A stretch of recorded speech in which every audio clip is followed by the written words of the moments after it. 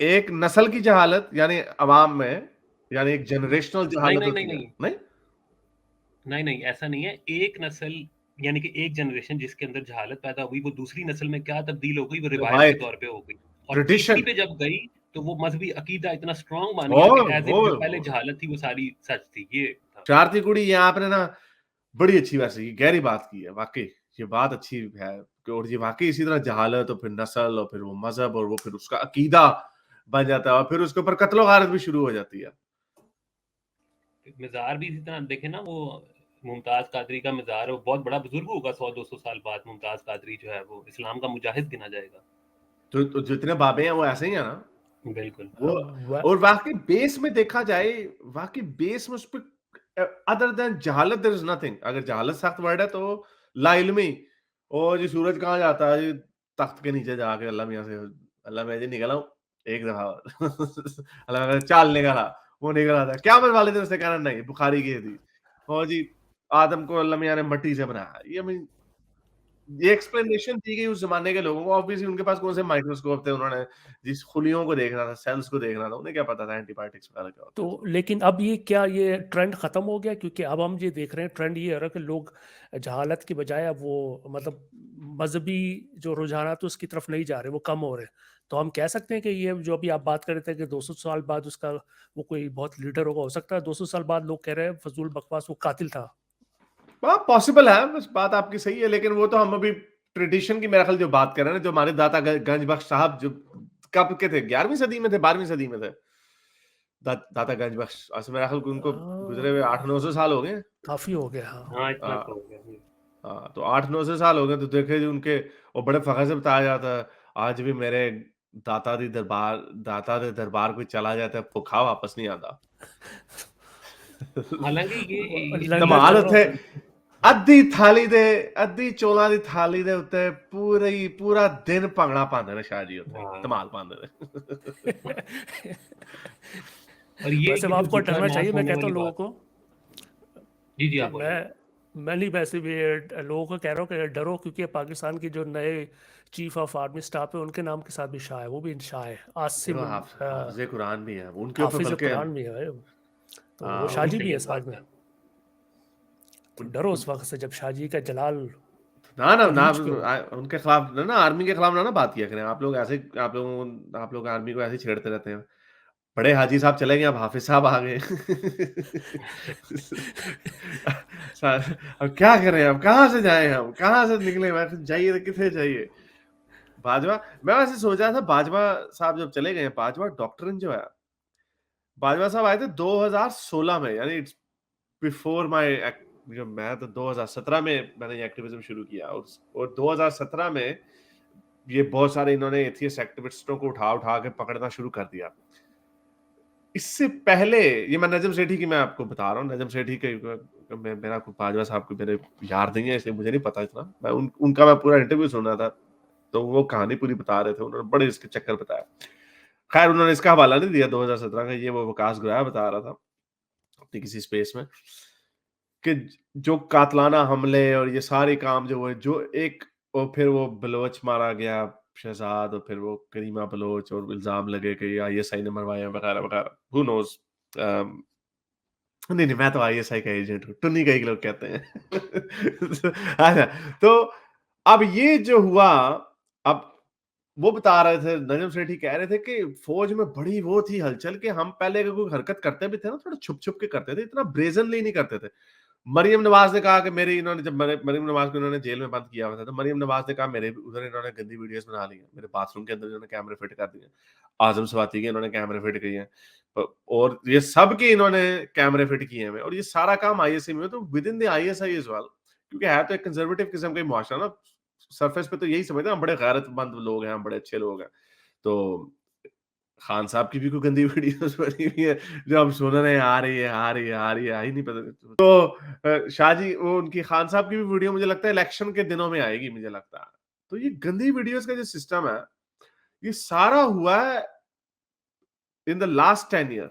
राहील शरीफ और उससे पहले कियानी वगैरह, उसमें गंदी वीडियोस वगैरह ट्विटर वगैरह तब भी था, तब नहीं स्पीड से आ रही थी, तब ये काम नहीं हो रहा था, उठाते थे लोगों को, लेकिन इतनी बेदर्दी से जिस तरह उन्होंने शहबाज गिल को उठाया, उसको बेचारे के जिस्मानी जगहों पे, सेंसिटिव जगहों पे इन्होंने करंट मारे, वो दिमागी मरीज हो चुका हुआ, और उसको फिर अभी इसने कोई बयान दे दिया मेरा ख्याल बड़े अरसे बाद, उसको फिर धमकियां देनी शुरू कर दी इन्होंने। आजम स्वाति की नंगी वीडियोस पता नहीं बनाई उन्होंने, वो उसने अच्छा किया, आजम स्वाति ने पहले शोर मचा दिया। तो अब वो डरते हैं कि अब वो वीडियो खुद नहीं लीक करे, क्योंकि उन्हें पता लीक करेंगे तो पता चल जाएगा सबको कि इन्होंने की है। मरियम नवाज भी, और ये लेकिन ये पॉलिटिशियनों का कसूर है कि उधर से वो इनकी रिलीज करते हैं ऑडियो लीक। ये अब जैसे बुशा बीबी की आई है तो वो धमाल डालने लग जाते हैं मरियम नवाज, और मरियम नवाज की भी इन्होंने कोई गंदी वीडियोस बनाई हुई होंगी। मरियम नवाज ने खुद कहा था जब वो जेल में थी कि इन्होंने मेरे कैमरे फिट किए हैं मैं बाथरूम में।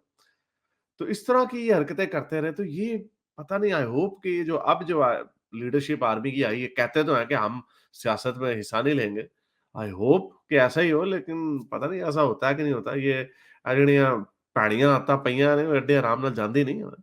मैं तो ये समझता हूँ कि ये जो पूरा स्ट्रक्चर है ना, खास तौर पे जो टॉप टियर पे जो होता है, ये ऐसा नहीं है कि एक बंदा कोई अपनी कोई अलग सोच लेके आ जाता है। ये एक इंस्टीट्यूशन का एक ओवरऑल, जिसे कहते हैं ना मिजाज, और इसका एक मजमू, उसी का एक वो प्रोडक्ट होता है जो भी बंदा ऊपर आता है।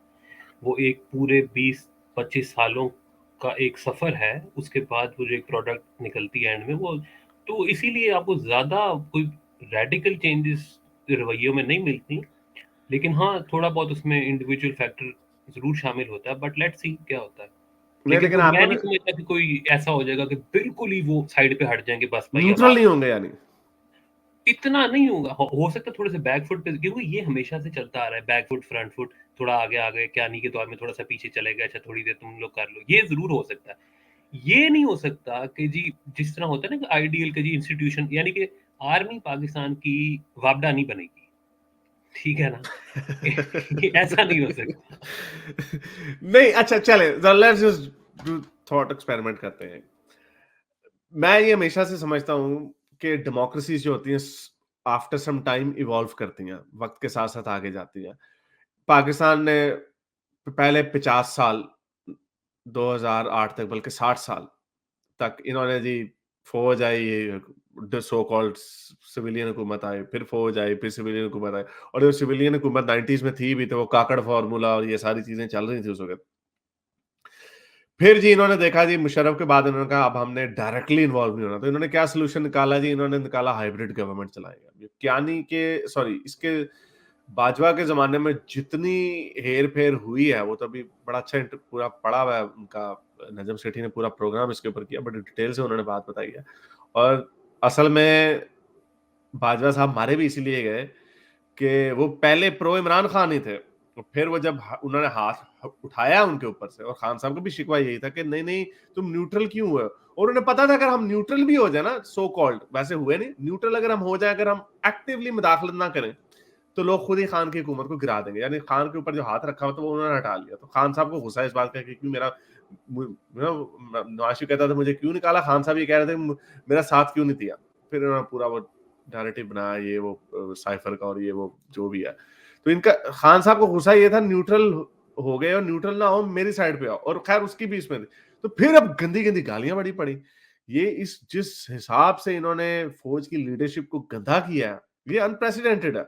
यूथियों ने, यूथी अभी भी लगे हुए हैं। अभी खान साहब ने एक बहुत बड़ा मैसेज व्हाट्सएप ग्रुप्स में शेयर किया कि अब छोड़ दो, अब चला गया रहने दो, अब क्योंकि नए बंदे को इंटेगनाइज नहीं करना। अब हाफिज साहब को इंटेगनाइज करेंगे तो फिर वो भी फिर डंडा लेके आ जाएगा, फिर एक हद तक तो आएगा।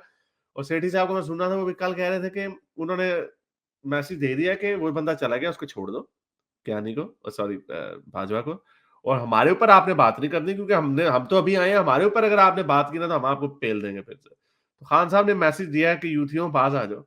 लेकिन मुझे ये लगता है कि अब ये एक इवेंचुअल स्टेट आनी थी, और ये इन्होंने बड़ी गंदी हरकत की इमरान खान को जल्दी निकाल के। तीसरी हुकूमत ने आना था जिसने कम से कम अपने, हुकूमत ने 5 साल तो पूरे करने थे, इन्होंने फिर उसको खराब कर दिया। तो यही सिलसिला अगर चलता जाएगा, और जिस तरह पीटीआई ने गंदा किया है तो फौज की ये जो कुछ लीडरशिप को, not as a organization, as a institution, लेकिन जो उन्होंने उसको गंदा किया उसके बावजूद अगला भी थोड़ा सा घबराएगा तो सही ना कि यार फिर हम फिर गंदे ना हो जाए। और अब ये इन्होंने लॉ बनाने की कोशिश करनी है कि एक्सटेंशन का सिस्टम खत्म कर दो, लेकिन अब वो पीएमएलएन वाले नहीं मानेंगे, कहेंगे हुन तो साडी बारी आई है। ऐसा ये है। हारिस की तब हाँ। तक मुदाखलत खत्म नहीं हो सकती मेरे ख्याल से, जब तक जो सियासतदान है ना, पॉलिटिशियन, वो इस बात का इरादा ना कर लें कि हम बेशक ऑपोजिशन में भी हों, हम इनके साथ मिलके, क्योंकि देखें जो इमरान खान का वोट ऑफ नो कॉन्फिडेंस हुआ, वो जाके फौजियों ने तो अंदर जाके नहीं डाला तो वो भी बहरहाल उन्हीं सियासतदानों ने है जो कि पार्लियामेंट के अंदर मौजूद थे, ठीक है। तो जब तक वो लोग जो खुद इस चीज़ के कभी बेनिफिशरी हो जाते हैं, कभी वो इसके उल्टी साइड पे आ जाते हैं, जब तक वो इस चीज़ का फैसला नहीं ना करेंगे कि भाई हमने अब इनसे ना कोई फेवर लेनी है और ना कोई हमने इनसे डायरेक्शन लेनी है, तब तक ये चलता रहेगा मामला।